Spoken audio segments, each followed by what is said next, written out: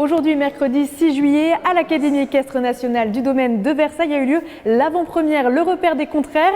C'est un documentaire de Léa Rinaldi sur la compagnie des Contraires qui est implantée à Chanteloup-les-Vignes et qui est portée par Neuza Thomasy. Bonjour à toutes les deux. Merci d'être avec nous. Alors, je me tourne déjà vers vous, Léa.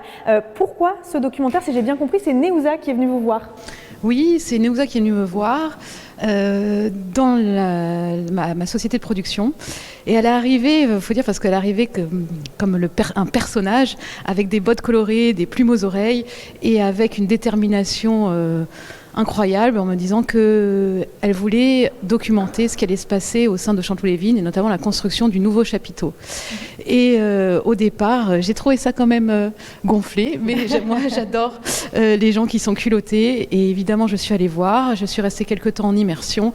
Et effectivement, quand on a la chance de voir ce qui se passe à l'intérieur du chapiteau et la magie qui s'opère, on a envie de témoigner. Et justement, là, vous parlez de magie. L'idée, ce témoignage, c'était de parler de la construction du chapiteau, mais aussi de l'équipe, de la renaissance de l'équipe.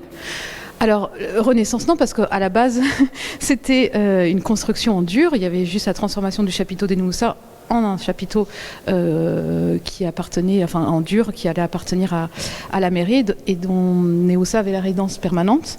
Mais non, moi ce qui m'intéressait, c'était le travail de Neuza, son travail de mise en scène d'urgence, son rapport avec les enfants, l'évolution des enfants et tout le bien que ça leur apporte finalement là où il n'y a pas grand-chose. Et quand on donne accès à des enfants à la culture, au théâtre, à des activités comme le cirque qui est très mal connu, voilà, c'était ça qui m'intéressait, c'était plutôt le travail à l'intérieur.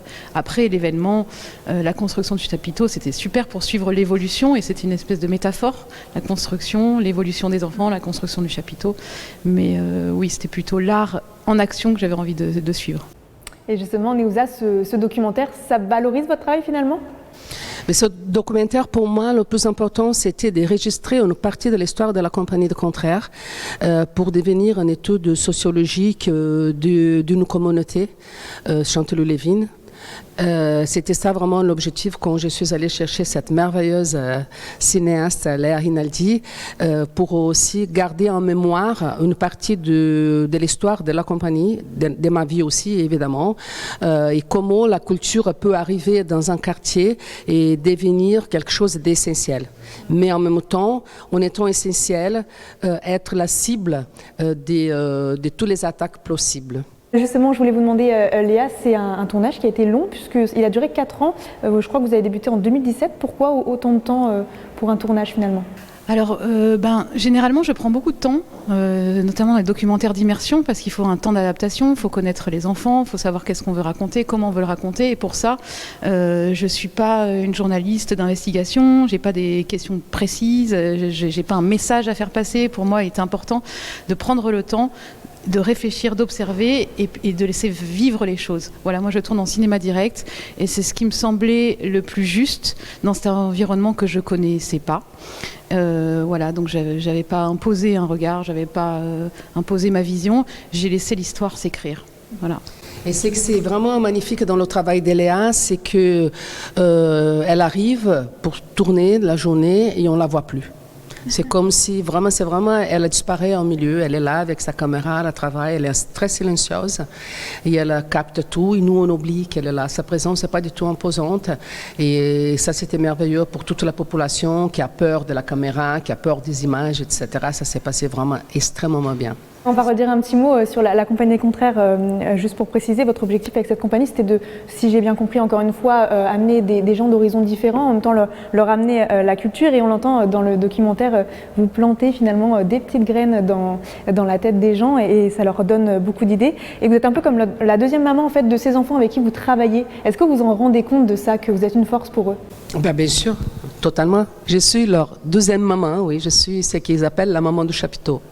Et on a un lien très fort, très affectif, parce que c'est vrai que je suis un être humain rigide dans le travail. J'ai une discipline qui est terrible parce qu'on est dans un quartier qui est difficile vraiment et qu'il faut donner des repères, il faut donner des limites constantes aux enfants. Mais derrière tout ça, il y a énormément d'amour, de bienveillance et ils le savent. Et je dis, j'ai plein d'enfants. J'ai une fille, Luana, mais j'ai plein d'enfants. Vous avez tous ces enfants. Je vais parler quand même, hein, vous vous en doutez, de l'incident qui s'est produit du coup pendant le tournage, l'incendie en fait du chapiteau. Je voulais savoir comment vous l'aviez vécu, puisque c'était vraiment pendant le tournage. Donc vous étiez là derrière votre caméra, vous étiez là parce qu'il y avait la compagnie. Comment vous l'avez vécu ? Moi, j'étais au Brésil avec un groupe des chantelouvaises en train de faire un projet. On a su là-bas, avant de prendre l'avion, on a vu les images de l'incendie. J'ai vécu ça comme quelque chose de très dur, évidemment. C'est un grand traumatisme que nous avons vécu tous. Un traumatisme qui n'était pas du tout soutenu ni assisté. On n'a pas eu des cellules de crise, rien. On était vraiment largués. Alors moi, il fallait que je travaille avec les enfants traumatisés, avec les familles traumatisées, avec mon équipe traumatisée. Et le soir, quand j'avais le temps, il fallait que je travaille sur moi-même qui était traumatisée. Alors nous avons vécu vraiment un grand traumatisme et en même temps un grand abandon. Et ça, c'est important de dire parce que les gens ne se rendent pas compte. Moi, je l'ai appris, j'étais en terrasse d'un café, j'ai reçu un WhatsApp de Néoussin, un WhatsApp audio, quand même on en voit beaucoup. Et là, j'ai entendu, d'ailleurs, j'ai utilisé son message qu'elle m'a envoyé. Elle m'a dit, Léa, le chapiteau est en train de brûler. Voilà. Et en fait, son émotion directe qu'elle m'a témoignée, je l'ai mise dans le film. Si on reste ici, dans cet espace de no-man's land, c'est l'horreur. C'est l'horreur. Cela veut dire qu'on accepte la violence. Ben non, on n'accepte pas la violence. En tout cas, ce film, on pourra le voir en octobre 2022. En octobre 2022, il sort au cinéma et on espère que vous serez nombreux à venir le voir. Voilà. Super, et c'est noté. Merci à toutes les deux, Léa Rinaldi et Néoussa Tomassi. Merci à toutes les deux d'avoir été avec nous. Merci.